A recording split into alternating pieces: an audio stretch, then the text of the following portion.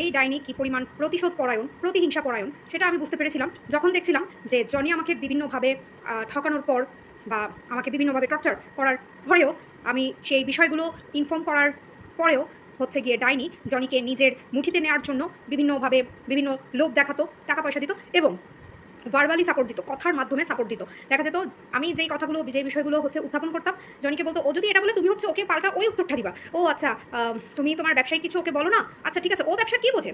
এমনকি জনির সামনেই আমাকে অ্যাটাক করতো, তুই ব্যবসার কি বুঝিস? মনে হয় নিজে ব্যবসার কত কি বুঝে। আমার বাপ দাদার 14 পুরুষ ব্যবসায়ী। আর ব্যবসা যদি মানুষ একজন নাও বুঝে থাকে, একজন ওয়াইফ হিসেবে একজন হাজব্যান্ডের কাছ থেকে তো এটা আমার জানার রাইট আছে। কোথায় কথাটা সেইভাবে মিনিমাইজ করে আমাকে মানে জনিকে ওইভাবে বলার কথা। এটা তো জাস্ট একটা ছোট এক্সাম্পল দিলাম যে কীভাবে জনিকে আমার বিরুদ্ধে নিয়েছে, উস্কিয়েছে এবং জনি এগুলো দেখে সে বুঝে গেছে যে আমি যদি ডিভোর্সে যেতে চাই বা ওর বিরুদ্ধে কোনো অ্যাকশনে যেতে চাই, আমার পাশে অ্যাকচুয়ালি কেউ থাকবে না। এবং তারপর কিন্তু ওর অত্যাচার আমার উপরে আরও বেড়ে গেছিলো এবং কথায় কথায় হচ্ছে গিয়ে বিভিন্নভাবে আমাকে হ্যারাস করা, ডিসরেসপেক্ট করা, আওয়াজ তোলা, যেটার ওর ন্যূনতম হচ্ছে যোগ্যতা নাই। সেটার একমাত্র সাহস পেয়েছে হলো শুধুমাত্র ডাইনির কাছ থেকে। এমনকি হচ্ছে গিয়ে আমি যদি কোনো স্ল্যাং জনিকে ইউজ করেছি, কারণ সে আমাকে ওইভাবে ট্রিগার করতো, সে উল্টা আবার জনিকে শিখিয়ে দিত যে তোমাকে ও এটা বললে তুমি ওকে বলবা ও কোন জমিদারের মেয়ে, ও কোন জমিদারের কন্যা। তাহলে এবার দেখুন যে ডাইনির ট্রিক্সটা আসলে ছিল জনিকে হাতের মুঠোয় রেখে আমাকে কন্ট্রোল করা। এবং আমাকে তো চাকরি ছাড়ানোটা যে কত বড় ষড়যন্ত্র ছিল সেটা তো আমি বুঝতে পারিনি। আমাকে এরকম মানে ঢাকায় সে আমাকে ডেকে নিয়েছে আর আমাকে শান্তিতে থাকতে দিয়েছে, এরকম কোনোবার হয়নি। প্রতিবার আমার সাথে কথা কাটাকাটি বা লাগালাগি হতোই। এক পর্যায়ে কথা কাটাই আমাকে বলছে তুই আমার কথা শুনবি না, তুই জনির কথা শুনবি না, তুই কার কথাই চলবি, তুই কার কথাটা শুনবি। মানে আমি হচ্ছি একটা পুতুল, স্প্রিংয়ের পুতুল, আমাকে তারা নাচাবে, ডাইনি নাচাবে সারা জীবন, ডাইনির কথায় উঠবো বসবো, অথবা ডাইনি জনির মাধ্যমে আমাকে উঠাবে বসাবে। আমি কার কথায় শুনবো, কার কথাই চলবো, আমি কারোর কথা শুনি না। আচ্ছা, মানে আমার নিজস্ব কোনো চিন্তা চেতনা বোধ কিছু নেই, কারণ আমি মেডিকেল কমপ্লিট করিনি। খাচকাটা আমাদের ফ্যামিলির এমন বেশ কিছু বিষয় আছে যেগুলো আমি হয়তো বা চাইছিলাম না যে জনির সামনে আসুক, কিংবা জনি এই ব্যাপারগুলো এত তাড়াতাড়ি জানুক, কারণ জনি হচ্ছে খুবই চালাক। আর ও মানে এখনও পর্যন্ত এখনও যে ওকে আমি চিনে ফেলার পরেও আমার সাথে সেই চালাকিগুলো সে জারি রাখে। আর ডাইনি সে যে নিজেকে এত চালাক, এত বুদ্ধিমতী মনে করে, এই জন্যই এমন কিছু বিষয় জনির সামনে উন্মোচন করেছে যে জনি একদম বুঝেই ফেলেছে যে আমাকে ছাড়লে ওর লস।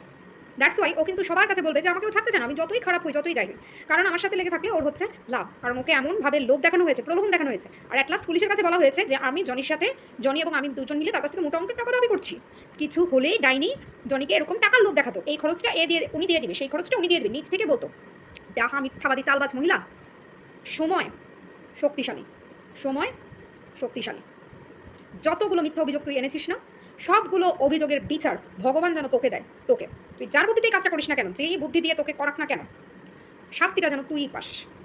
আবার আমার পিছনে জনির কাছে এই সমস্ত বস্তা ভরা কথা বলে জনি যদি আবার কখনো আমার চাপে পড়ে আমার কাছে এগুলো বলে দিত যে তোমার মা আমাকে এগুলো বলছে, তখন পুরোপুরি অস্বীকার। তখন তুই জানিস না জনি যে মিথ্যা কথা বলে, জনি কত মিথ্যুক, এটা সেটা। মানে জনির আর আমার মধ্যে কীভাবে দ্বন্দ্ব সংঘাত তৈরি করে লাগিয়ে রাখা যায়, অশান্তি লাগিয়ে রাখা যায়।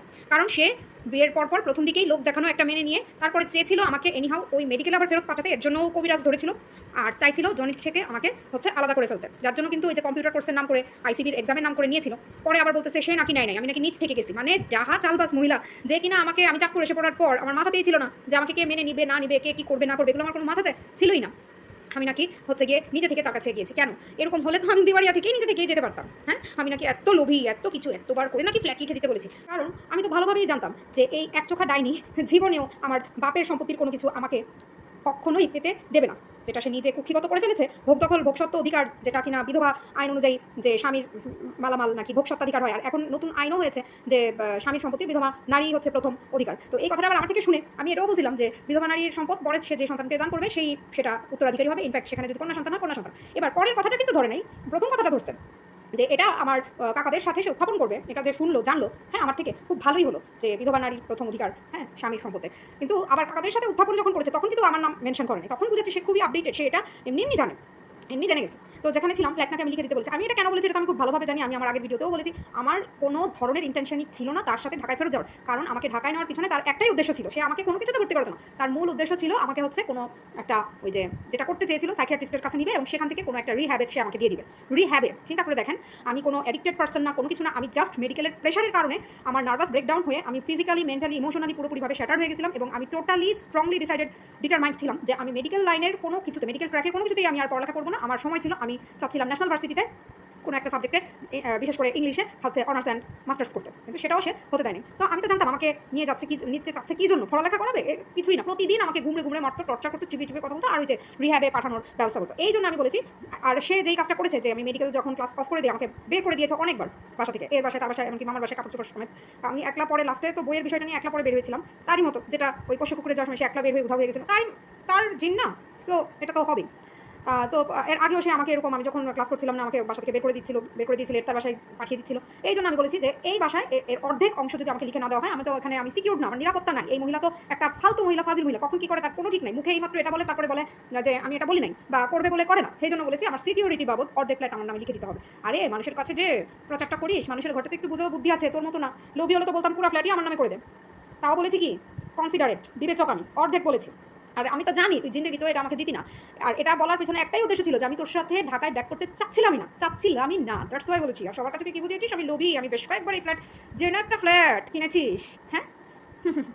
আমি যদি এটার 10 ভাগের 1 ভাগ আয়তনের ফ্ল্যাটও না কিনি, আমি এর চাইতে better position, better location, better situation একটা কিনতাম। বুঝতে পেরেছিস তাই নি? লোভী তুই কাকে বলিস? লোভী তো তুই। লোভী হলি, আস্তে একটা লোভী হলি তুই। দেখিস না এত টাকা পয়সা বোসকা বেঁধেছিস, তারপরে ওই ইলিয়টগঞ্জের কোনো কিছুর প্রপার্টির উপর থেকে তোর লোভ কিন্তু সরছে না। এবং সাথে তো সারা জীবন বগল দাবা করে রেখেছিসই পোষ্য কুকুরকে।